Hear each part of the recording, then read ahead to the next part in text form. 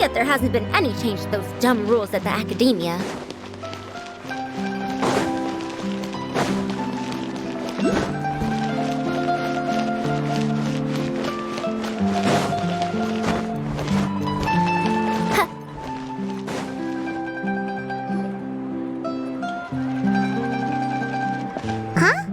Isn't that Charlotte?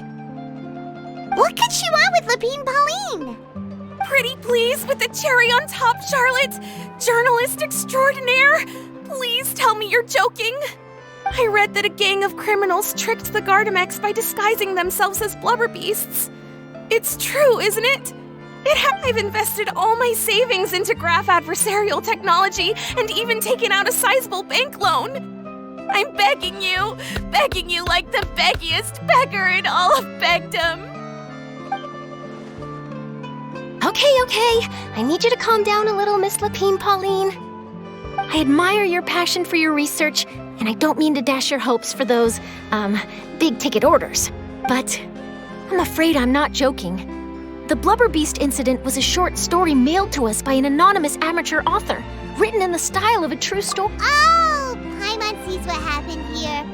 Sounds like the report Lapine Pauline read in the Steambird wasn't in the news section. Funnily enough, I actually remember being in a meeting where the editing team was debating the potential risk of misleading the public with this story. But to our surprise, they fully supported us printing it. They figured that the false intel would be a great way to dupe potential criminals into wearing ridiculous costumes when breaking the law. In truth, Gardamex are extremely sophisticated in their capabilities. They can identify criminals just as reliably as the best human guards, so a crude disguise isn't gonna get you far. If anything, it'll just make you stand out all the more. Since we ran that story, the Maison Gardiennage has made a slew of arrests, including, one phantom blubber beast, a titanic red-crowned finch, and a specter man. So I knew this story had helped out law enforcement, but this is the first time I'm learning of an innocent citizen being deceived by it.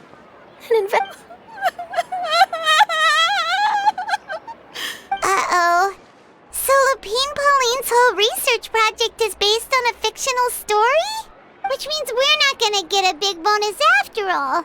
But more importantly, she's gonna lose everything she's invested.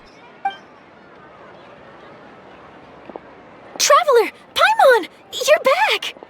I was in the area taking some photos for a story when I got to talking to Miss Lapine Pauline about her research. She told me about your collaboration. She was hoping I could write an article to spread awareness about image recognition technology. I unfortunately had to dash her hopes, and I'm afraid all your hard work was in vain too. This is a new situation for us too. It's such a pity. It seems like the author was only trying to make the story interesting, and the Maison Gardiennage only had Fontaine's best interest in mind. Wait, Miss Lapine Pauline? I'm gonna pick a fight with a Gardamek, head to the opera at Biclès, and get a one-way ticket to the Fortress of Meropide. That way, I won't have to repay my debts. It's the only way I can afford to keep on living. Whoa, there's no need to go that far. I mean, come on, look at you. You wouldn't even dent the Gardamex's armor. In all likelihood, they'd only hold you up at the Maison Gardiennage for a few days before letting you out, and then you'd still have to repay your debts. Actually, instead of going into the technicalities of that, how much did you actually invest? How bad can it really be? 270,000 Mora.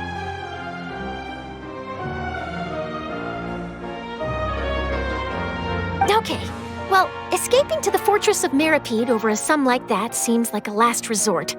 Surely there must be other options. Not anymore. I used to be an equipment supplier to the Fontaine Research Institute before that blew to pieces, and now I'm just a small-time engineer.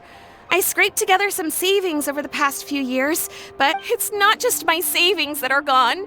It's my whole future as a graph adversarial technology specialist and my dreams of becoming a billionaire one day.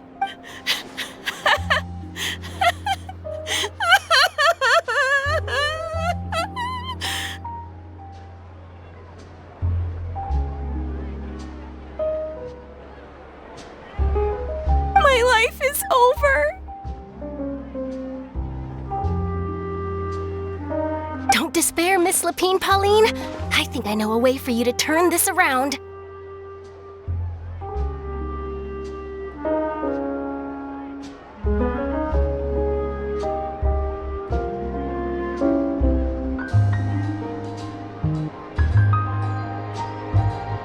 This prototype you've given me, the camera lens for image recognition sample collection. It's really quite something.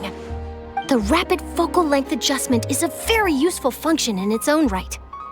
So your research efforts thus far are by no means in vain. The technology you've developed may have many applications that you've never even considered. Really? Absolutely. I've been working as a journalist for the Steambird for a long time now. No, so keep calm, take heart, and start thinking about mass production. I can't believe it! If this is true, then I can look into setting up a whole camera lens development pipeline.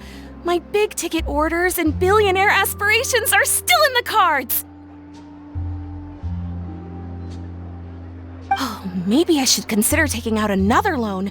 That way, I can rapidly improve the lens production process, be the first to market, and prepare to battle for dominance in the camera industry. Come on! Stop daydreaming about your pipelines for a minute. Just take it one step at a time and see how it goes.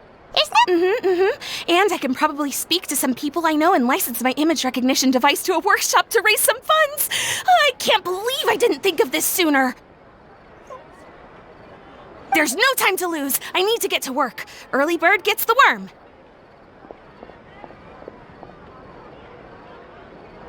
Can you believe her? She just ran off. Paimon's pretty sure our advice went in one ear and out the other. It's understandable.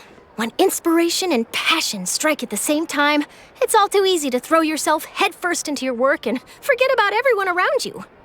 But don't you worry. I'm gonna write an article on all this, and I'll be checking in on her regularly.